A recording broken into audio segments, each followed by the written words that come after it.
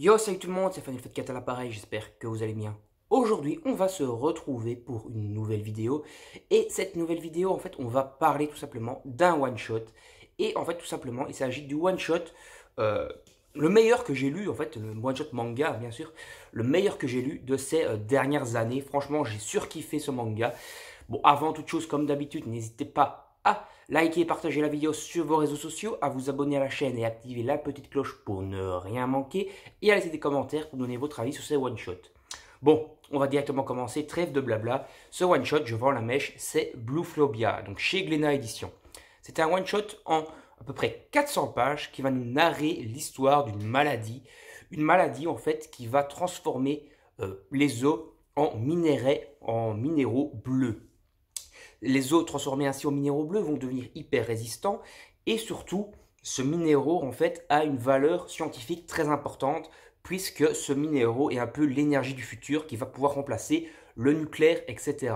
Et donc il y a un laboratoire secret qui a été mis en place où ils vont essayer d'exploiter normalement, en fait, de guérir à la base ce minéral bleu, enfin cette maladie quoi, la maladie indigo qui est appelée, et un scientifique qui n'était pas trop d'accord avec les expériences qui étaient menées dans ce labo, parce qu'en réalité, normalement, comme on sait ça dès le début du manga bien sûr, hein, normalement les soins apportés donc aux différents protagonistes, aux différents malades, étaient là pour les guérir. Mais en réalité, ça cachait toute autre chose, puisqu'ils exploitaient en réalité les cobayes pour pouvoir s'emparer de leurs os. Donc c'est-à-dire en fait, ils s'arrangeaient pour développer leur maladie au maximum. Et lorsque la maladie est en fait atteinte au maximum, tout le corps devient du minerai bleu, au point que la peau carrément disparaisse. On devient une espèce de squelette vivant, 100% transformé en minéraux et hyper puissant, capable d'exploser un mur d'un coup de poing.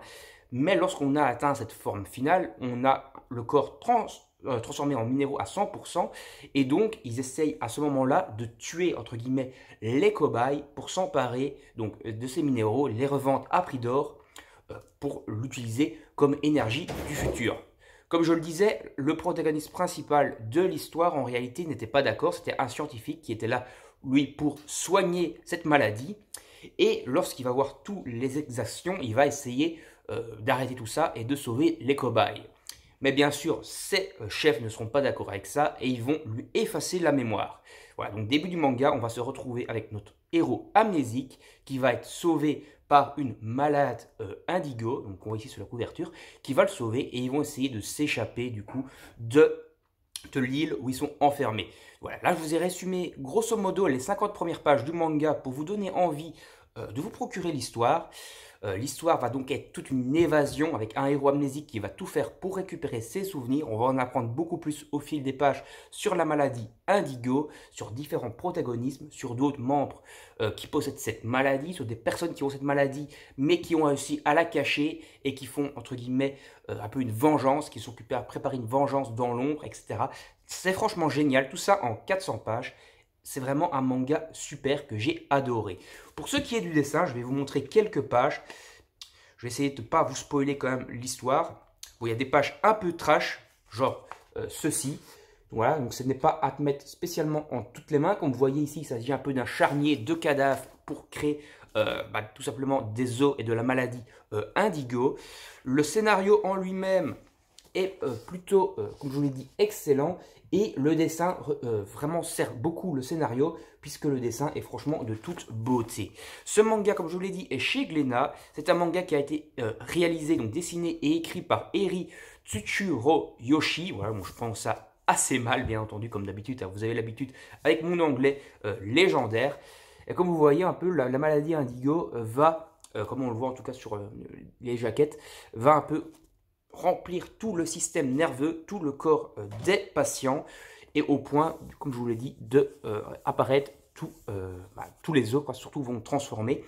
En général, les malades indigo ont les cheveux d'une couleur bleue, les yeux bleus, et les avant-bras et leurs avant-jambes, on va dire, transformés en bleu également. Donc on peut reconnaître les malades comme ça, et donc certains essayent de se cacher, de cacher leur maladie.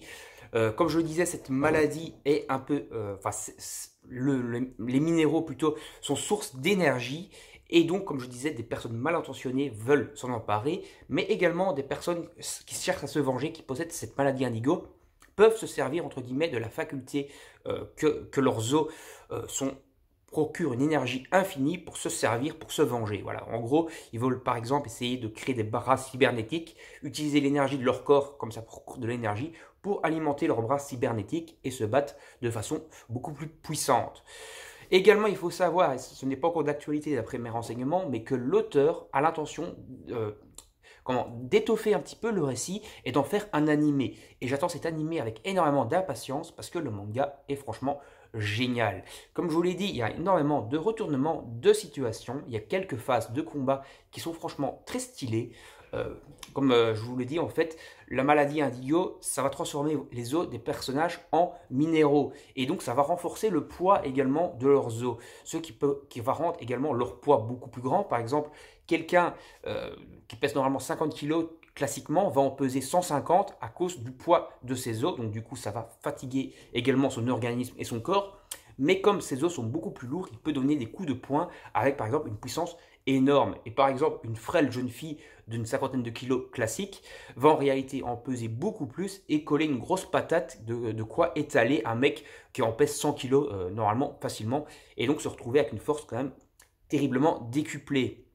Et comme je vous l'ai dit, en stade final, la puissance des protagonistes, enfin des malades, est surdéveloppée.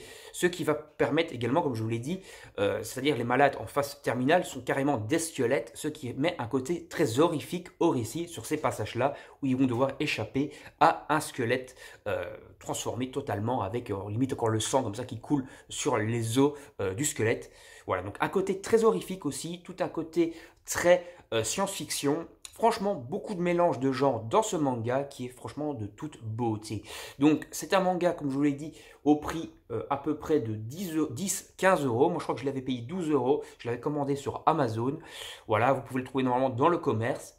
Donc, moi, c'est un manga que je vous invite en tout cas à vous procurer parce que c'est un très bon manga. Donc, on va s'arrêter ici pour cette vidéo. N'hésitez pas à liker et partager la vidéo sur vos réseaux sociaux, à vous abonner à la chaîne et activer la petite cloche pour ne rien manquer.